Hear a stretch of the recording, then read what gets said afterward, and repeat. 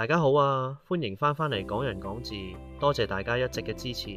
今日同大家宣佈一個新嘅計劃，我會開一個全新嘅系列，試下用 podcast 嘅形式同大家深入剖析呢一本政治經濟嘅書《Why Nations Fail》。今集我唔想同大家餵咩心靈雞湯，更加唔想喺度賣弄嗰啲廉價甚至乎係有毒嘅正能量。我想邀請大家同我一齊去直面一個謎題。點解呢個世界上有啲國家明明腳踏金山銀山，資源豐富到不得了，而嗰度嘅人民亦都係日做夜做，做到嘔心瀝血，論勤力程度絕對唔輸俾任何人，但係偏偏佢哋依然係窮到睇唔到盡頭，好似永遠都逃不出嗰個貧窮嘅黑洞咁。到底係命運嘅詛咒，定係背後有一隻我哋睇唔見嘅手喺度操控緊一切？你睇下委內瑞拉，腳下明明踩住全世界最高產量嘅石油儲備，本應係富甲一方，但現實係啲人民要淪落到喺垃圾桶裏面揾食，喺飢餓線上面掙扎。又或者你望下剛果，擁有全地球最珍貴，連科技大國都要搶住要嘅礦產，但嗰度嘅人依然好似活喺一個永無止境嘅人間地獄。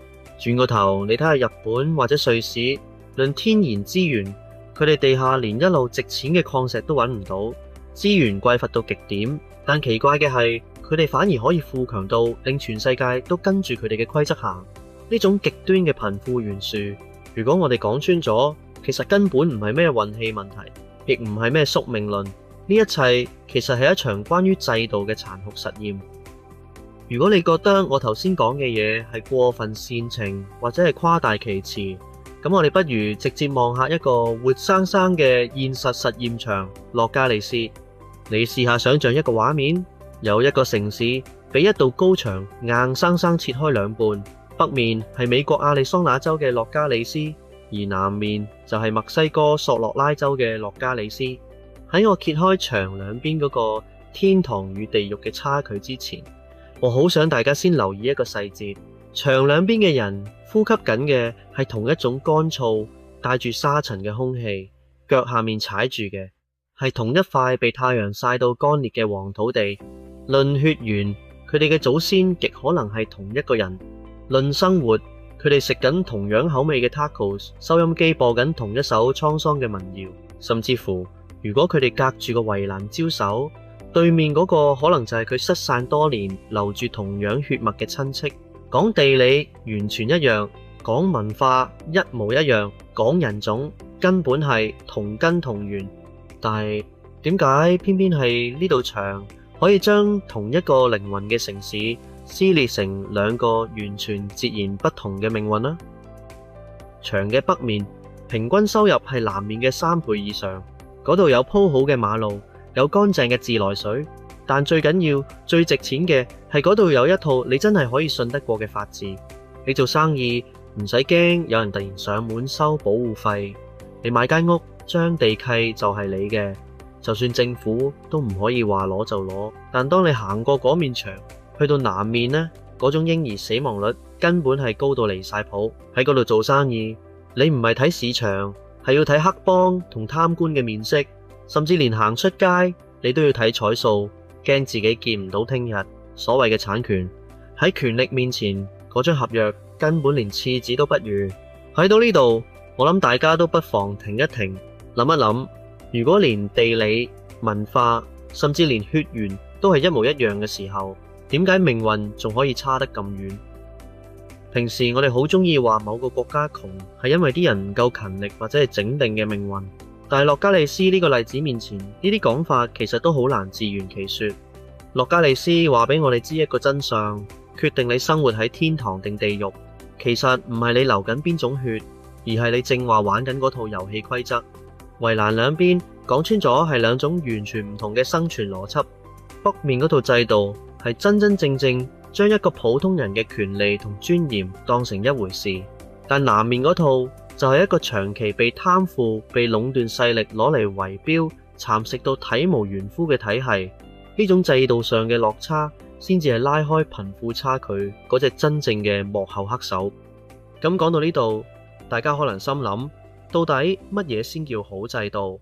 乜嘢叫衰制度。書入面兩位作者用咗一對好精準嘅概念，一個叫 inclusive 廣納型，另一個叫 extractive 榨取型。咁乜嘢係榨取呢？真正嘅大惡係將搶嘢呢件事直接寫入法律，變做你每日都要守嘅規矩。書入面爆咗單史實，當年西班牙人去到南美整咗壇叫 Mita 嘅嘢，講就講係制度，實際上係夾硬捉啲原住民去銀礦做苦力，基本上係做到死為止。佢哋嘅邏輯好簡單，亦都好流氓。佢哋嘅思維基本上係權力喺我手，個莊係我做，我就定一套遊戲規則，將你身上嘅血汗同資源名正言順咁過戶落我個袋度。聽到呢度，大家覺唔覺得呢個劇本好似曾相識呢？其實唔使睇幾百年前，望下今時今日某啲所謂崛起緊嘅大國，當所有土地名義上都係國家嘅，當你做生意唔係靠產品質素，而係要靠關係、靠批文。當你個企業做得大少少，突然間就會有條紅線喺天而降，話要整改，名義上係為咗共富，實際上係行收割之實。呢啲講穿咗，其實就係現代版嘅榨取型制度。喺呢種制度下面，成個社會就會淪為一場好殘酷嘅零和遊戲。即係話喺呢個局入面，我要贏，你就注定要輸，仲要輸得好甘。權貴嘅財富並唔係源於佢哋識得做大個餅，而係靠特權將原本屬於你嗰份硬生生咁轉移落佢哋個袋度。大家不妨試代入去諗，如果你只係一個普通人，當你知道無論幾努力耕田、寫 code、創業，最後嘅成果都隨時會俾權力一鍵歸零，你仲會唔會咁傻去搏？你一定唔會。你會發現點搏都係搞唔掂，最後唯有選擇躺平，或者喺夾縫入面執生，而有條件嗰啲就一定會走資。大家請留意，呢個唔係因為啲人懶，而係因為喺榨取型制度下面，努力根本係一種高風險甚至注定蝕本嘅投資。呢個亦都係點解呢類國家無論表面嘅高樓大廈起得幾宏偉，內裏個經濟最終都一定會走向枯竭。呢個先係最核心嘅邏輯。書入面用兩個人做咗個好好嘅對比，一個係美國嘅 Bill Gates，另一個係墨西哥嘅 Carlos Slim。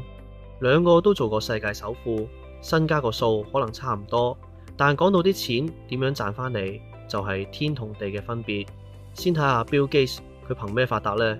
佢靠腦、靠寫 code、靠整咗個 Windows，令全世界生產力爆升。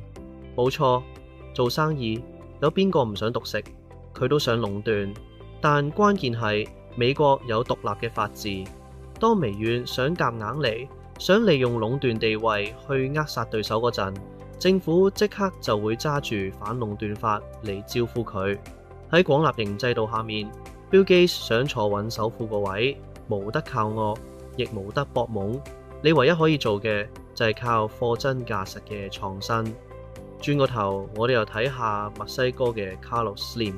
當年墨西哥國企私有化，佢靠同總統搭通天地線，用個賤價夾硬吞咗成個國家嘅電信業務。佢個王國唔係建立喺服務好上面，而係建立喺一個冇人喐得佢嘅特權壟斷之上。呢個就係廣納同榨取最本質嘅分別。前者產出嘅富豪係靠整大個餅，後者產出嘅富豪係靠圍威喂，靠政治尋租。所以大家不妨攞呢把尺量下你自己身處個社會。當你見到富豪榜上面越嚟越少人係靠科技、靠產品去改變世界，反而越嚟越多係靠炒賣、靠批文、靠父幹去收割財富，咁意味住啲咩？到底呢架車係去緊康莊大道，定係踩行油衝緊落懸崖？個答案就俾大家自行判斷。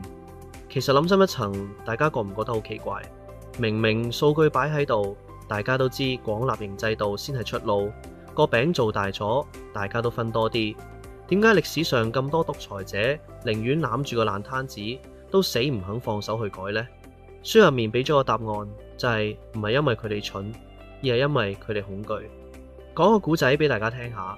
時光倒流返去1589年，有個發明家叫 William Lee，佢窮盡一生精力發明咗一部植物機。大家試下代入佢當時嘅心情，佢覺得自己改變咗世界，嗰種興奮就好似今日有人發明咗長生不老藥咁。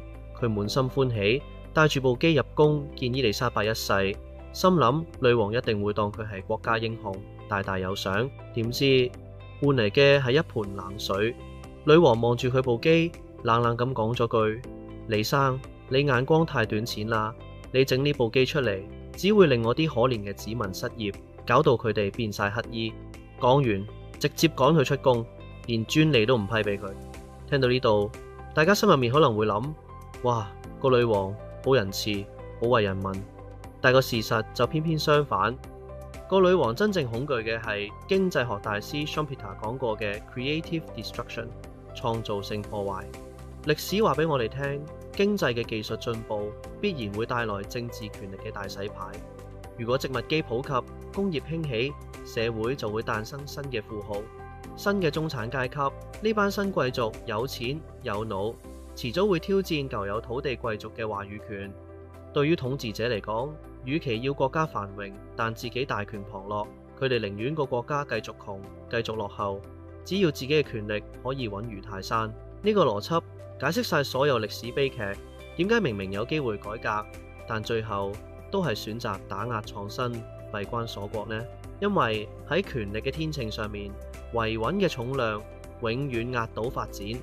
講到呢度，我哋可以細諗下 Why Nations Fail 俾我哋嘅信息係：國家嘅衰敗從來都唔係一場意外，而係一種經過精密計算嘅選擇。係掌權嘅人為咗保住眼前嘅既得利益，將下一代嘅希望徹底玩爛。我哋今日讀嘅呢啲歷史，係想透過呢塊鏡去照清楚我哋當下身處嘅環境。當你見到法治嘅基石慢慢被磨蝕，當權力嘅圈子越縮越細，當創新竟然被視為對穩定嘅威脅，呢啲信號全部都係時代對我哋發出嘅最高警報。下一集我哋會同大家講一個關鍵分叉點嘅概念，一場殺死咗歐洲一半人口嘅黑死病，點樣變成現代自由民主嘅救命恩人？點解同一樣嘅瘟疫喺英國就震碎咗封建制度，但去到東歐反而令到農奴制變本加厲？原來歷史嘅命運往往就係由呢啲不起眼嘅蝴蝶效應決定。下集再同大家慢慢拆解。拜拜。